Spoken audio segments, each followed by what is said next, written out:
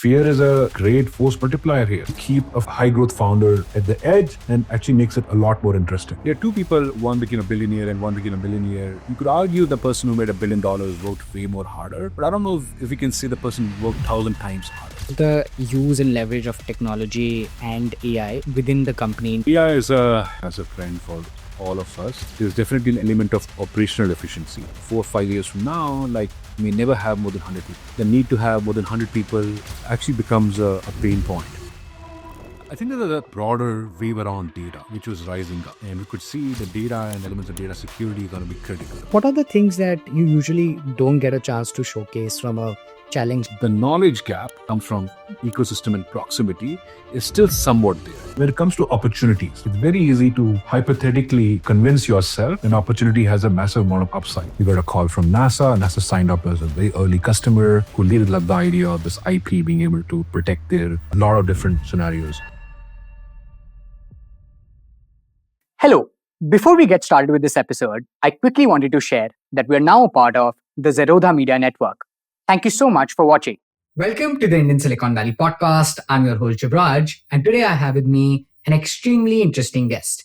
The CEO in front of me has built one of the leading cloud security, cloud data platforms in the world. It's a very fast-growing, scaled-up, large software enterprise. Join me in welcoming Mr. Jaspreet Singh, who's the CEO of Druva. Thank you so much, Jaspreet, for joining me today. Thank you very much for having me. I'm super glad to be hosting you because yours is a very interesting story. You moved here, you became CEO of Druva about 15, 16 years back, moved here a couple of years later and transitioned to, building this really large company. A lot of interesting early bets for the cloud, for data protection, and a bunch of other things that I'd love to hear from you. At the onset, what I want to understand is the decision behind the move and what are the advantages of being here, building a company to lead for the world. When you made that transition, what was going on in your mind and how has that played out in the last 13 years? Maybe we address the sort of Silicon Valley question head on, and then I'd love to learn more about the company. Sure, absolutely. Yeah. So you wanted to walk it through? Yeah, how the transition happened, what was the thought process? I mean, we understand the prima facie reason, which is that if customers here, it helps to be here. But you made that decision quite early on. So how did that sort of happen and how has that played out in the last sort of decade or so? I think at the core of what we were building was a data and data security story. It's a very trust-based argument. The customers who have to trust you a lot more deeply to give the data to you for you to secure it, right? Initially, when Druva was sort of founded, the idea of Druva was actually disaster recovery. And we built this idea around actually financial data. And 2007, in India, Latur had happened, a big earthquake had happened, and there was a lot of compliance coming into picture about banks doing a lot of disaster recovery scenarios for long distance. There wasn't a good company to sort of solve that problem. We built the best IP to do financial data discovery and data replication. But turns out people were not very, very keen to buy financial disaster recovery software from an unfunded company out of India. We had many, many POCs going on across India, across Asia, but the appetite was not as robust. So we learned the lesson that maybe we have to seek some credibility in terms of funding. Number one, we have to maybe solve a little less order problem to start with and be close to customers, right? So we then built a company to solve data backup for actually remote data sets. There was a lot of emphasis on data being in data center and how do you back it up, how do you secure it, how do you ring fence it. But then there's a lot of data in remote offices and end user devices, and we sort of build a good software platform to solve for it. We build in a way the customers can, try it, like it. They like it, they're gonna give us a call and we're gonna buy it. And it turned out to be a really good solution. We got a call from NASA. NASA signed up as a very early customer. We saw US Army. We saw big deployments at some large companies who really loved the idea of this IP being able to protect a lot of remote assets, oil rigs and hospital chains and sort of, a lot of different scenarios. But then through the process, we raised a bunch of money. We raised, angel money. We raised through Indian Agent Network. Then we raised Sequoia Capital, which had just sort of, started looking at deep tech in India, but they didn't have a good deep tech practice. And sort of when the funding happened, Sequoia actually brought the idea to the table, Sequoia India, now P15, that think global in what you're building. You have to compete with this IP globally and think about being close to customer and being open about how this entire business plan may evolve in the future. Sure. So as a result of it, when I took money, I moved here. I tried to move here and explore the markets, and I saw this interesting trend called cloud is happening. Yeah. And we were very, very early on to think about, the IP we have built is very valuable in a very niche area of protecting remote assets. And we had scaled already in a couple of years to be roughly about 10-ish in revenue, million in revenue. We scaled pretty rapidly. But then idea of cloud seems even more interesting and even more something compelling. That we could build a generational company. We focus on combining the aspects of data, security, and cloud. 2013, very, very early on, we jumped on, initially thinking we'll maintain both the platforms. But very soon we realized cloud is, off to the races. And we have to let go a lot of customers. So it turns out, long answer short, that the move was critical to sort of, be closer to customers, because the concept of, cloud as an early trend was a lot more happening here, right? We were one of the first enterprise solution to build on data solution built on AWS. Still, one of the top 5 sort of buyers of AWS storage as an enterprise player. And it was critical to be close to partners, close to customer, and critical to establish that element of trust. It was very, very critical for our business, and it turned out to be a good decision for us. Got it. No, that's super helpful to understand. Apart from the quantitative reasons and in your experience over the last 10, 13 years, what are the qualitative aspects of having been here in terms of, from a talent lens, from an ambition lens, from a proximity to other people succeeding? How have you seen that shape your journey personally, perhaps as a company and a CEO, right? Like, how has that been affected since you've also spent some time in India? What is the differential like? I think these are ecosystems in themselves. Being in Bangalore or Silicon Valley here or Seattle or any of these markets are ecosystems of customers, partners, talent pools, which you can leverage. And all of them have their own advantage and disadvantage. The more lucrative they are, sometimes the more competitive they are also, right? That's a downside of being in a highly competitive ecosystem. But that said, these ecosystems support you in terms of access to partners, access to capital, access to talent pools to build and rapidly scale your company. Now, the differences are actually, like when I was in Veritas before, doing Druva, I remember one time, I was asked to, as an engineer, debug a particular machine. And it turned out the customer's memory, RAM, was bigger than my hard disk, right? And there's no way I could have done that debugging. And my US counterpart, when I was in India, had access to a far better ecosystem, far better hardware, far better knowledge base, right? But those lines are blurring now pretty fast also. Yeah. It's a global landscape we're competing in, right? Yeah. The element of cloud, the element of mobile, really there's a technology gap of who has access to what level of technology to move fast, right? The knowledge gap, which comes from ecosystem and proximity, is still somewhat there, right? But also could diminish pretty fast. And now with AI coming into picture, the boundaries of where you are located and how do you execute, still critical, but they're blurring a little bit. Got it. That's super helpful to understand. And yeah, I think that's been the common answer across sort of the Bay Area leg for the podcast. Coming to the company, right? I'd love to understand, and maybe, if you can give a quick explainer of all that Druva does, because from my understanding, it's a cloud data protection sort of layer. And you built, let's say, you built cloud first. You've done a lot of early things. So if you had to map out what you do and what are the things you've gotten right in the last decade and so, I would love to hear. And maybe then we can go into some tactical aspects around enterprise selling, around new innovation that is happening in your space. Yeah, absolutely. So think of overall the element of security, cybersecurity. Majority of investments in last 30 years in security have been predominantly in the area of what's called perimeter security, right? And to invest into networks and endpoints to make sure any threat can be prevented, or can be reported quickly, prevented quickly, triaged quickly, right? That's the predominant amount of investments have gone into it, right? Very less investments have gone into areas of what's called a post-boom security. Like what happens when an incident happens, right? How do you mitigate it? How do you resolve it? How do you prepare for it, right? And very little investment has gone into your critical assets around data. It's all been about perimeter, right? So what Druva does is that at the core of it, every enterprise has assets and data, right? Could be systems, could be information system, could be applications, right?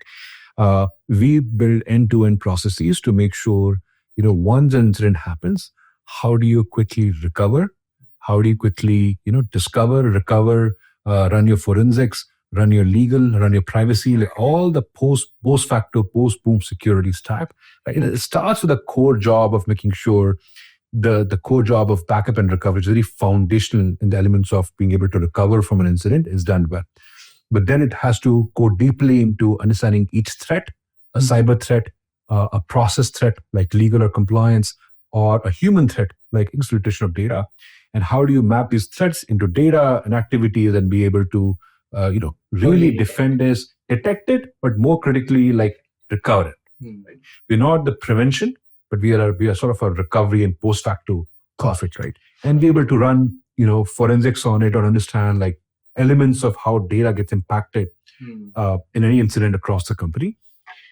To your second question of what we got right, I think there's a broader wave around data, right, which was rising up.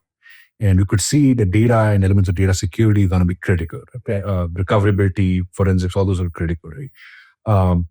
But then majority of market was from a security perspective, from a recoverability perspective, was focused on elements of building it themselves by investing in software assets or some optimized hardware-software combinations, right? There wasn't a clear-cut SaaS player in the market, which was say, I'm going to solve all these problems, but a turnkey solution which a customer could buy, right? And we were the first one in the market to build end-to-end a cloud platform, a SaaS platform to solve the elements of cyber resiliency and data security, right? And still the most at scale and the largest and the most mature player in this market and scaling rapidly, right? And so that's the sense of what we do and what we got right. And now onwards, like all these trends are pretty critical. Right? The cloud trend is still in infancy of critical applications going to cloud. Security is still in very much infancy on what it means for data and what it means in general for an enterprise to go through an incident. And now with AI coming into, both threats are evolving, but the data platform and data management is evolving pretty rapidly as well. Right. Got it. So early movement in a market that was evolving at the time with the right strategy, which you got like, you don't do on-prem, you do cloud solutions only and going after the right problem. That will be my takeaway. In terms of enterprise sales, right? Like, so this looks like you have some great logos and you of course scaled up significantly to, 300 million is what I last read in revenue. How has that journey been? Was it a challenge to sort of crack some of these larger contracts, crack some of these larger sort of logos, build credibility? Because it also feels like a uphill challenge from a network effects lens, and you have to have like right trust, get the right customers, and then only expand. What was that trajectory like? Yeah, Druva, we had to learn as a first-time founder a lot of things, the hard way. Mm-hmm. But if you break it down, like you have to critically understand, what's the ideal customer profile? Like who is the right buyer of what you're doing? If you're early in the market, is it going to be mid-market, SMB? How do you track those cloud-friendly, cloud-ready customers? What have they done before they buy you? What will they doing after they buy you? In terms of, if you think about what you're really solving for, the customers are not buying your product. They want to buy sort of a better version of their own vision, right? They are on their own journey and they want to make sure they're buying a solution which sort of makes them better in their vision, in their drive to take their process forward, right? Your job is to challenge them. Your job is to convince them. Ultimately, they're buying a better version of themselves. And in the process, you have to understand like what journey they're on, and how do you really find a good a good set of those customers. And that it maps to sometimes segments, sometimes verticals. And I think it's very critical for all startups to answer a question in terms of what is the number one segment, what is the number one country, what is the number one vertical they want to focus on. You have to at least pick two of these three, right? If you don't pick any two of the three, you will build a very broad base, right? And even in enterprise, it sounds like one big thing, but there are a variety of small parts of enterprise. There's upper end of mid-market, it sort of behaves like enterprise. There's an enterprise, there's a large enterprise, the Fortune 200, Fortune 1000, right? And the go-to-market varies significantly for all three of them. And that's what you have to truly map to and sort of design around. Got it. That's super helpful. I think just segregation, focus, and I love the articulation that you have to fit into a customer's vision and they're buying into their vision and we are fully in them. On the other aspect of, do you have thoughts on, what you have discovered about yourself in this sort of CEO journey of scaling up and ramping up and the significant size? What are things that you have learned about company building that early stage founders can learn from? It's a great question. Like you're constantly discovering yourself, that the journey from 0 to 1 million, 1 to 10 million, 10 to 100, 100 to roughly 500, 600, varies quite a lot, right? In the early years, you're the architect of technology, right? You're trying to figure out a market trend which is going to pick up. You're trying to figure out, you're placing your bets on a market trend, a technology trend, combination of customers showing interest in a buying pattern. You're technologist at heart and you're trying to solve that pursuit. From there, you have to go into architecting the product, right? Which means how do you get product market fit? And when I say product, you have to understand the elements of go-to-market surrounding the technology to really understand how will this sell, how will this compete, how will this make money, what's a market, what's a route to actually scaling the journey of product market fit consistently. From there on, you have to become the architect sort of the company itself, right? Which includes go-to-market, how teams are organized, as culture is organized, and sort of scale the elements of people, culture, operations, strategy, and sort of operate at that layer. And you have to constantly evolve. And oftentimes, while you as a founder, you have to think strategic, you have to think mid to long term, but you still have to operate day to day and make sure you take a few diving catches. You set the example right for leading by example. You set the example right for, tech founders often spend time too little on the elements of go-to-market early on, and oftentimes pivot to spend too little time on elements of technology, because product market fit is not permanent. It's a matter of time when you get distracted or your advantage has to loosen up. Yeah. So it's a constant evolution of sort of, going in these sort of circles and figuring out your next big thing to solve for. That's amazing. That's super well articulated and very, very helpful. Coming to, the AI world, right? Like we're in the midst of perhaps the most tectonic shift in technology that we've seen. What are trends from an on-ground reality that you're seeing within your domain and in, areas of expertise, like within data, recovery, security? What are things which are top of mind for you? And also ancillary, what is the use and leverage of technology and AI within the company internally? Like which are processes in which you are leveraging AI? Are you incrementally having to hire less? What are those things like? Yeah, AI is absolutely a massive trend for all of us. And there are sort of variety of different use cases or variety of different ways this could pan out, right? There's definitely an element of operational efficiency. It's absolutely thinkable that 4 or 5 years from now, like startups which are starting now may never have more than 100 people, right? The need to have more than 100 people actually becomes a pain point, right? Because if you truly cannot, like, if I was starting right now, like if I have to build 10 features, that I can build only 5 of them, I'll only build those 5 features and move on to the next 5 features AI can build. And I think that level of thinking is already coming in many startups. to think about what you can scale with AI could scale in a sense much faster, better. Like obviously it has to be proven out a little bit more, but I think we're getting there, right? So what it means is for companies like Druva, it's not that AI cannot write code. AI can absolutely write code. It's how that code fits your current structure, right? Or how that process which AI can create in go-to-market, in pricing, in packaging, in content creation fits your current structure. And all modern companies with modern code bases will have natural advantage to be able to fit this new world of AI a little bit better than, the more traditional, the more legacy you are, the more you're left behind, right? And this figuring out of like what's still the most advanced but fits the right structure is where I think Druva is really focusing on. But yes, we already see an advantage where many of our employees are, letting go headcount where they can actually double click, triple click on an AI-based approach to sort of scale. Right? It's a mindset change which has to happen that I can actually scale my team and myself better. But you can start to see it happen across the board. I met my engineering team in February, and we were debating the concepts of what AI can do, and the answer was more some writing code and some QA. And then I met them again in May, and they showcased the entire SDLC process was completely automated. So things are moving really, really rapidly. So a lot to be seen, right? From a customer's point of view, I think we are probably a year away from a world where majority of SaaS applications can you manage through a ChatGPT or a Microsoft Copilot.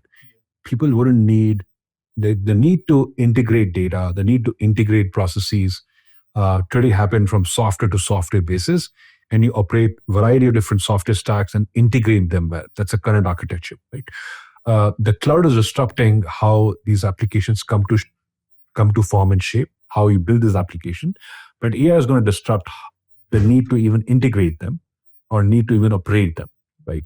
That the point of triage, the point of integration may not be software to software, API to API. It could be, all these applications becoming operationally available, far more viable at a chat GPT like interface, right? Right. And that's a pretty massive change, right?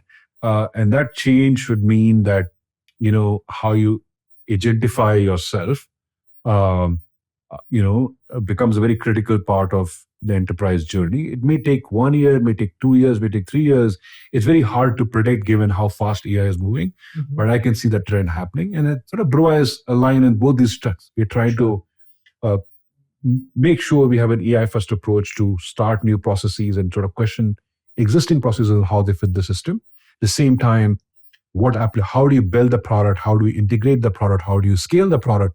And how in the customer's environment will have a pretty big AI element to it. Got it.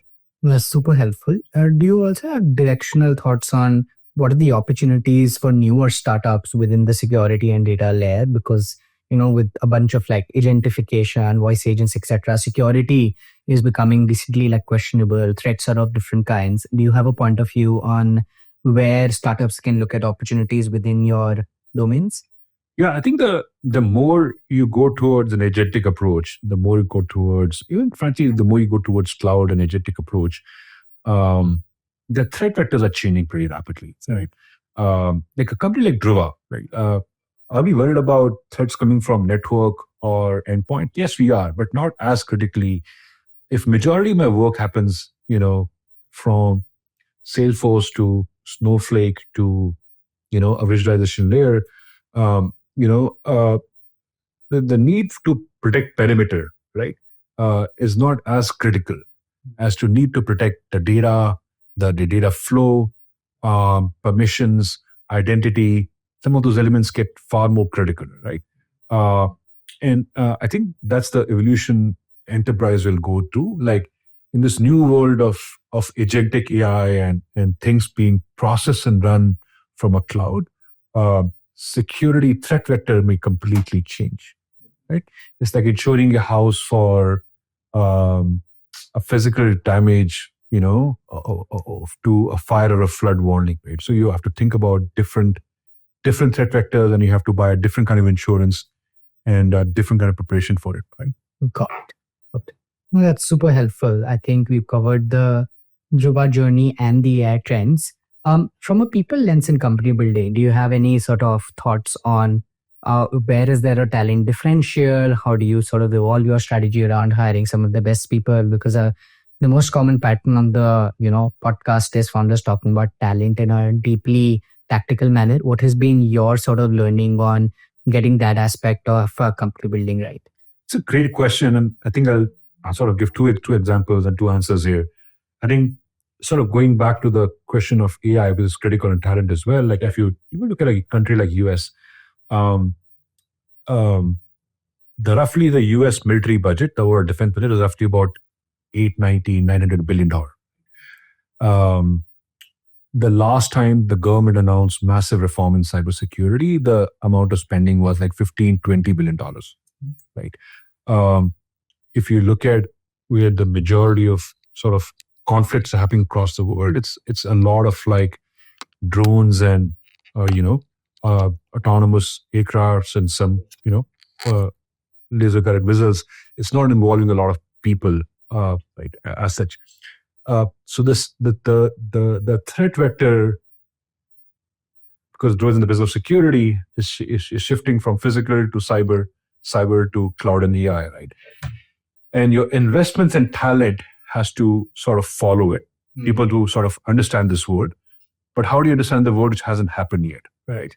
So I think the word over investments will change it to a lot of data and cyber and AI and understanding of those who fundamentally believe their best is ahead of them. Their past, their experience is only as good as how it feeds into their knowledge to execute the next task differently and better, right? And that becomes very, very critical for, at least for Druva, to hire people who are critical thinkers, who are athletes, who can think about, like, if you solve the same problem the same way you solved yesterday, you're just mediocre, right? If you can apply your thinking and solve the new problem differently, it sort of creates that alpha. Along with that, like, I think people completely underestimate the elements of grit, element of tenacity. There's a lot of, between a few good news and a lot of bad news in startups. How do you take all those bad news? How do you build a grit? How do you build the competency to sort of, consistently deliver? And many of those elements are critical in sort of how do you hire, how do you sort of build your core elements of talent and how they scale. That's amazing. I think, in fact, that brings me, I'm curious to understand if a lot of AI adoption is leading you to hire fresh talent which is native to AI, or is it more driven by adoption to the current set of leaders or talent that you already have? Like, or is there a hybrid approach? Like, what is the trend that you are personally seeing and gravitating towards? It's funny you ask the question. I think we're seeing sort of both bimodal trends. Sure. We're seeing a trend where I feel, even interns or fresh graduates are far more effective than the past, right? Because they are far more productive because they can get their work done through AI. They're natively a part of this world. They're natively part, and also they are far more productive as they have a knowledge assistant next to them, right? We're also seeing where you used to build a lot of software teams and even go-to-market teams on anchor talent. There's an anchor talent, and then there's people surrounding the anchor talent. I think the anchor talent is far more productive now with AI in many of those tasks. So the need to build a team around anchor talent is of less of a nature. So you see both bimodal approaches where there's a lot of, lot of core work which can happen through, you can have the junior talent being a lot more productive if they adopt AI faster. At the same time, the anchor talent being a lot more productive. So we'll see how this whole thing plays out in the future.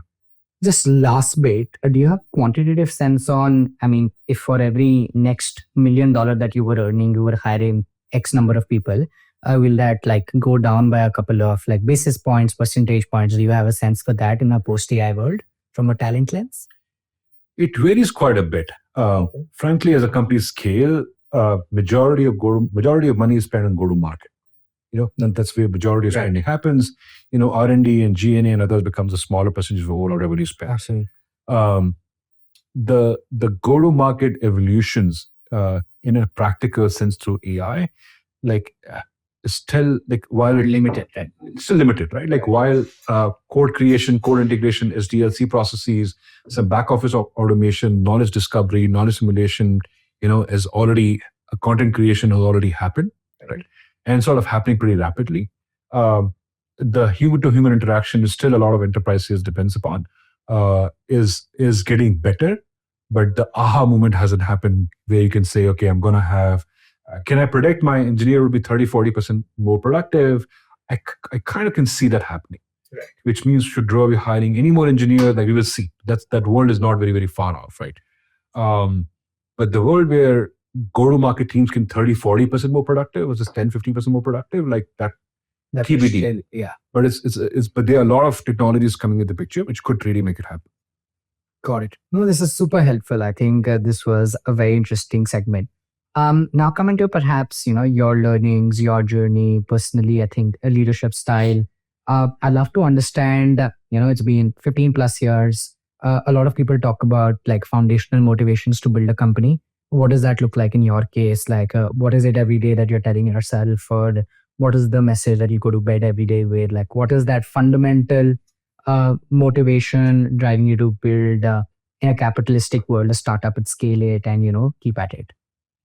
It's a great question. Like, I think it fundamentally comes down to, it's a personal question for a lot of people. 100%. I think for me, it comes down to like, is there fundamentally new learning I'm adapting between now and the next stage, right? What am I fundamentally learning which will actually help me build this thing, scale this thing, but overall enrich my journey overall? And the answer is yes. If the domain is changing, market is changing, you are scaling, your company is scaling, and as a process of it, you are surrounded by the right people and learning the right things, scaling the right things. It's a lot of fun. It's a big, huge challenge and a lot of fun, right? And then you have to think about the capitalist view of the world. Are you creating value for you, your shareholders, your employees? And if you're learning, you're creating value to your shareholders and employees. Like, it's a rewarding journey. It's a fun and rewarding journey, right? So that's something what I orient myself towards. And then, it has to be a big enough challenge that there's a risk that you could fail. Yeah. And if there's a risk that it pushes you to the edge of like, fear is a great force multiplier here, right? The fact that you're still afraid of a few things, right? And that you're challenged around a few areas, you're not completely able to see around the corners, and you still have difficulty in sleeping at night. Those, I think, actually keep a founder, a high growth founder at the edge and actually makes it a lot more interesting, right? Yeah. Because that gives you sort of the courage not to know everything and the courage to still make the right calls despite having, all the classic issues of building a business. Makes it a great journey. I love that. That is super interesting to hear. What are the things that you usually don't get a chance to showcase from a challenge lens, right? Like, what are things that founders don't get to see? Like, because I could look at you and very easily assume that, okay, if I put in the work for 15 years, I'll be, CEO, multi-million dollar sort of revenue company. But that's not as like sort of direct or linear, right? Yeah. What are the challenges, any inflection points that you can think of, or any dark days that made you sort of like, that also showcase the other side of starting up? That's what I'm trying to understand. I think what founders don't discuss openly is that there's a fair amount of luck here. Can you have a big take on that? See, if there are two people, arguably one became a billionaire and one became a billionaire, you could argue the person who made $1 billion worked way more harder. But I don't know if you can say the person worked 1,000 times harder, right? I think if you work hard and you have good principles and you have good discipline, you get somewhere in life, somewhere good in life, right? But that outcome is good, great, or phenomenally good. I think that's the X factor, opportunity and luck, please. Right? I'm a big believer, like I enjoy certain amount of mountaineering and hiking. Like, you have to focus on climbing your mountain and not somebody else's mountain, right? We all are on a different path, right? Some took a harder path, some took a smaller path, an easier path. And if you can climb your mountain and get the joy of doing that, versus the mountain is too big for you, you're struggling, or the mountain is too easy for you and, you're not enjoying it, right? That should give you your focus, energy, and drive to sort of get your aha moment. But there is a significant amount of luck involved in all these things, and you have to absolutely be disciplined to be ready, put in the hard work, have a great sense of IQ, surround yourself with good players, and then absolutely opportunity and luck plays. You have the best things in the world. You jump off a cliff, there's no wind, you can't fly.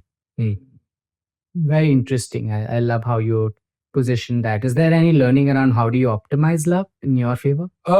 If you give something 15, 16 years, you're going to have plenty of good and bad moments. Okay. You just have to make sure your lows are a little less lows and your highs are a little better highs, right? And maximize around how do you avoid, or make a set of small mistakes to avoid a big one. So your lows are modeled right and your highs are also modeled a little bit higher. And then you sort of model it around it. But every company's destiny is different, right? Some companies, you optimize to plus 30%, negative 30% of your product market fit, right? And the product market fit, the market itself varies for every single company and what you optimize towards. And oftentimes people tend to make a mistake of watching somebody else's journey and optimize it towards it. You could have a great time today and horrible time tomorrow. You have to focus on how do you build this journey and optimize both your learning and value for your shareholders. Got it. So compounding and longevity perhaps is one sort of hack post product market fit. Great. I'll take that. If I asked a group of your friends to describe you, what would they say? I have no idea. You ask the friends. Give me a guess. This is just to gauge what are you like beyond the immediate scope of work. In a world where Druva is not the epicenter of your cognitive overload, what do people talk about you? Or how you like? Sure. I'm pretty intellectually curious person. Enjoy time with family. Prioritize. The core thing. I tend to focus majority of energy on a few things which matters in life. Work, curiosity, family, certain things, and then for a big majority of things I don't actually care about, I don't give an F. So I'm very binary as a person of if you ask me about a topic I'm not curious about, I'll have no clue. And if you ask me a topic I'm curious about, I'll probably have a lot of depth, hopefully. Yeah, got it. Okay, that's super interesting.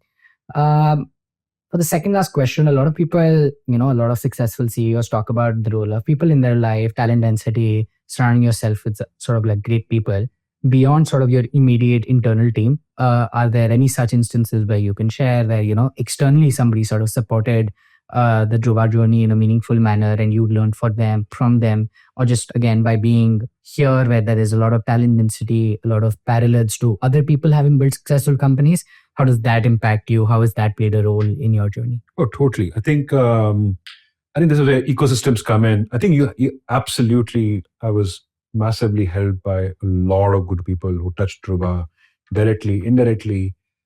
I think a founder has to be very critically receptive and have a critical judgment on a variety of different things, but very receptive about seeking feedback, understanding different journeys, and be able to pattern match effectively and sort of what fits their model, understand that part effectively.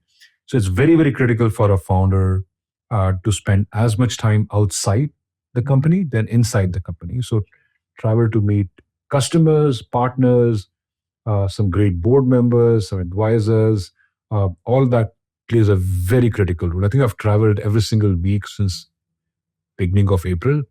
And I felt like I'm a pretty avid reader. I still probably read a book a week, but I didn't pick up a single book in the last 2-3 months, and I realized I learned a lot more by these travel and instances and interactions, and then how sort of it impacts.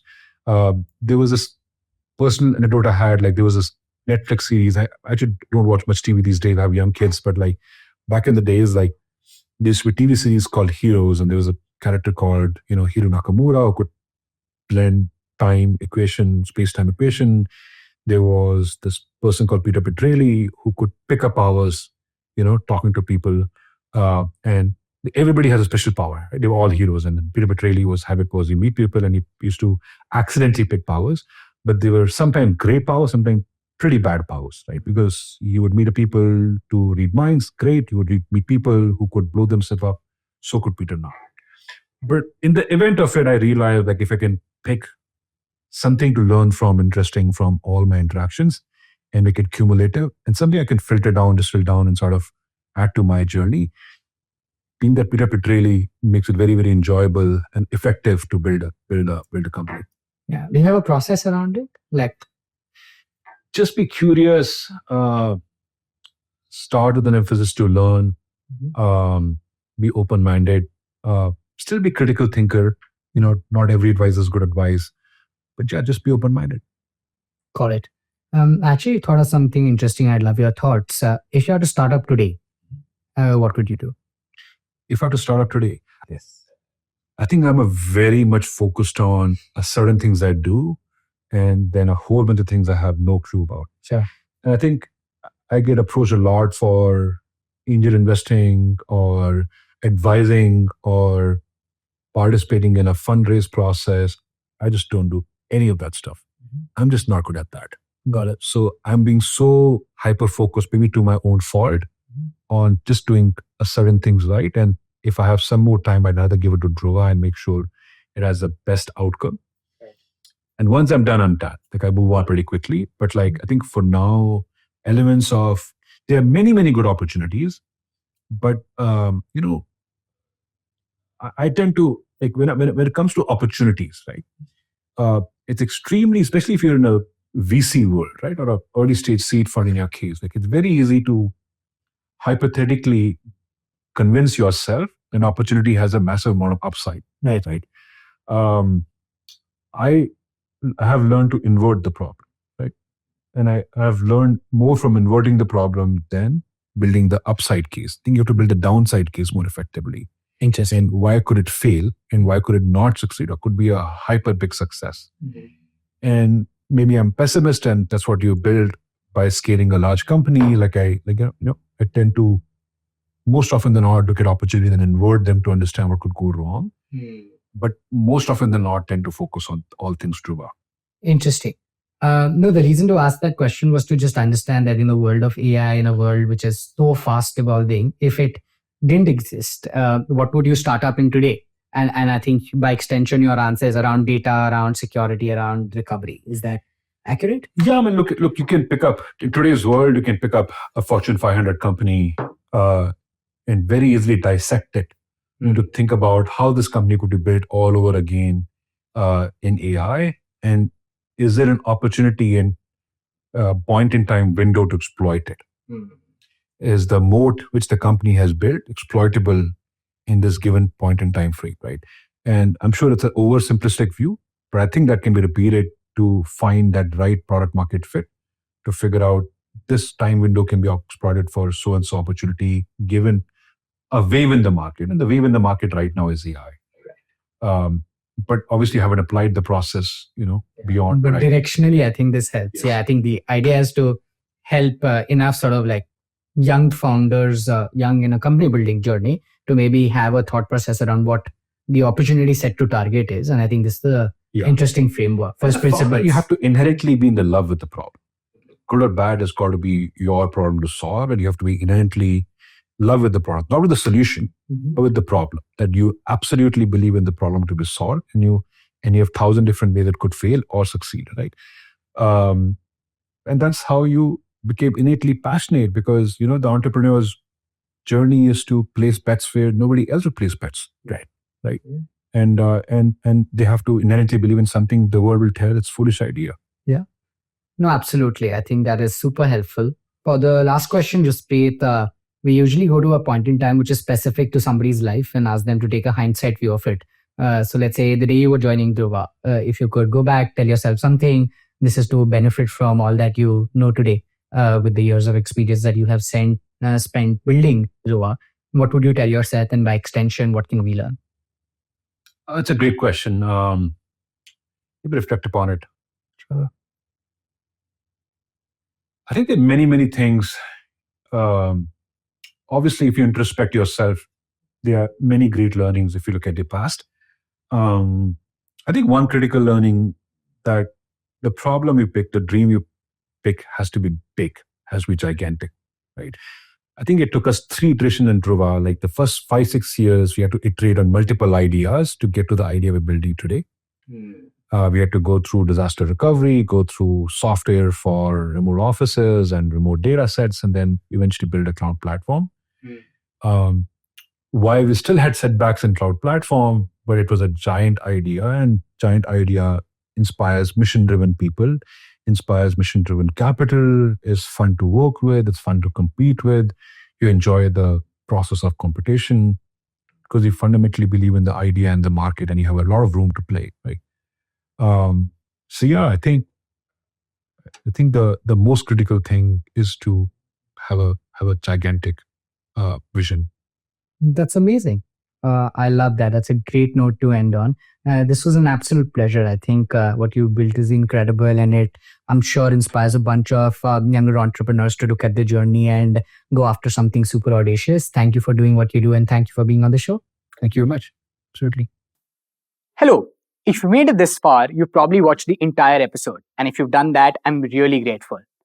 I and my team try to put in a lot of effort to ensure that we can bring the best quality content to you.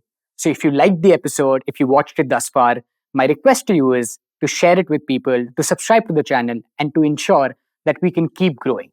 We are everything and anything only because of you, our listeners. Thank you so much for tuning in. We'll keep bringing to you amazing content. Cheers.